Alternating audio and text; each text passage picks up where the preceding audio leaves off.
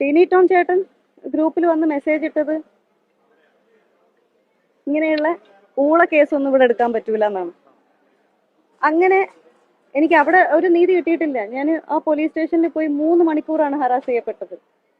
വിവരാവകാശ നിയമപ്രകാരം ഞാൻ ഇട്ടു, CCTV വെച്ചിട്ടുണ്ടെങ്കിൽ ഞാൻ അവിടെ 3 മണിക്കൂർ ഇരുന്നതിന്റെ അകത്തെയും പുറത്തെയും ദൃശ്യങ്ങൾ തരണമെന്ന്. എനിക്കിത് ഇത് വന്നത് റിപ്ലൈ വന്നത് അവിടെ CCTV വെച്ചിട്ടില്ല. ഒരു പരിപാടി പ്രധാനമായും അമ്മയുടെ നടക്കുന്നു, ആ ഘട്ടത്തിൽ ഇത്തരത്തിൽ സൈമൾട്ടേനിയസ്ലി ആയിട്ട് ഒരു ആരോപണം വരുന്നു എന്ന് പറഞ്ഞല്ലോ, അതിൽ എന്തെങ്കിലും സംശയിക്കുന്നുണ്ടോ? സംശയമുണ്ട്. നിങ്ങളുടെ ചോദ്യത്തിൽ തന്നെ ഉത്തരം നിങ്ങൾക്ക് തന്നെ അറിയാം, നിങ്ങളുടെ ചിരിയിലും ഉണ്ട്. അല്ല, എന്താണ് അമ്മ സംശയിക്കുന്നത്? അല്ല, അത് ഭയങ്കര ടൈമിംഗ് ആയിപ്പോയി. അതൊക്കെ ഞാൻ വാക്കുകളൊന്നും യൂസ് ചെയ്യാറില്ല. മെയ് 12 തന്ന അക്സെപ്റ്റ് ചെയ്ത ഒരു റെസിഗ്നേഷൻ ഇന്നെന്ത് ദിവസമാണ്? May 23rd. അപ്പോൾ why not before this? Why only today?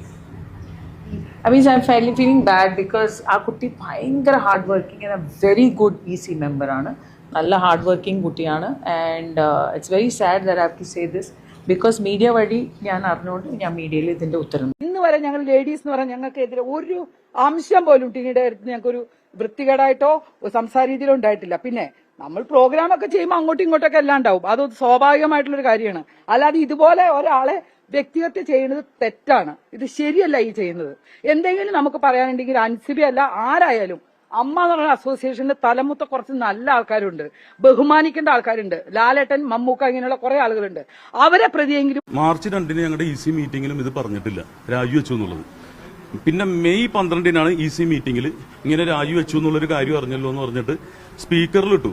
എന്നിട്ട് ഈ കുട്ടിയോട് ചോദിച്ചു എന്താ രാജിവെക്കാൻ കാരണം എന്ന് ചോദിച്ചപ്പോൾ എന്റെ സ്വന്തമായിട്ടുള്ള എന്തുണ്ടെങ്കിലും തുറന്നു പറയണമെന്ന് പറഞ്ഞു. സ്വന്തമായിട്ടുള്ള തിരക്കുകൾ കാരണമാണ്, അല്ലാതെ വേറൊന്നുമല്ല. നമ്മുടെ സെക്രട്ടറിയും നമ്മളെടുത്ത് പേഴ്സണലായിട്ട് ചോദിച്ചിട്ട് ഒന്നുമില്ല, എന്റെ പേഴ്സണൽ തിരക്കുകളും കാരണമാണെന്നാണ് പറഞ്ഞത്. അതിനുശേഷം പെട്ടെന്ന് ഇന്ന് ക്യാമ്പ് കിടക്കായിരുന്നു, മെഡിക്കൽ ക്യാമ്പ് കിടക്കായിരുന്നു. അപ്പോഴാണ് പെട്ടെന്നൊരു പെട്ടിത്തെറി പോലെ അത് വേറെ ആരോ പുള്ളിക്കാരത്ത് പറഞ്ഞു കൊടുത്തു. അതങ്ങനെ പറയരുതല്ലോ, നേരിട്ട് കേട്ടാലേ പറയാൻ പാടുള്ളൂ, അല്ലെങ്കിൽ അതോറിറ്റീസിനെ ഏൽപ്പിക്കണം.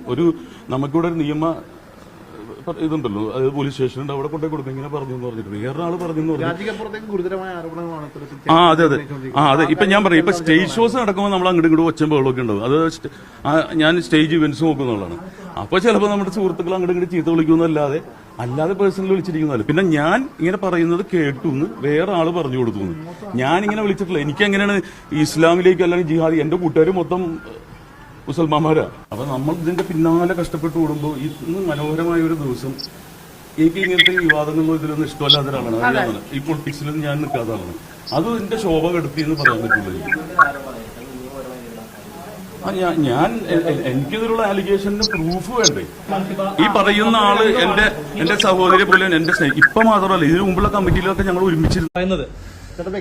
അങ്ങനെ വ്യക്തിപരമായ ആരോപണങ്ങളാണ്. അതായത് ജിഹാദി എന്ന് വിളിക്കുന്നു, കൂടാതെ മതം മാറ്റാൻ അൻസിഫ് ശ്രമിക്കുന്നു എന്നുള്ളതൊക്കെയാണ് അൻസിഫ് ഉന്നയിക്കുന്ന ആരോപണങ്ങൾ. അങ്ങനെ പറയുന്നു എന്നുള്ളതാണ്. അതിന് പ്രൂഫ് വേണോ? അങ്ങനെ മാറാൻ അതിനുള്ള തെളിവ് വേണം. ഞാൻ എന്റെ കൂടെയുള്ള മുസ്ലിം സഹോദരങ്ങളൊക്കെ എന്താ വിചാരിക്കുന്നത്? എന്റെ കൂട്ടുകാരെ മുഴുവൻ അതാണ്.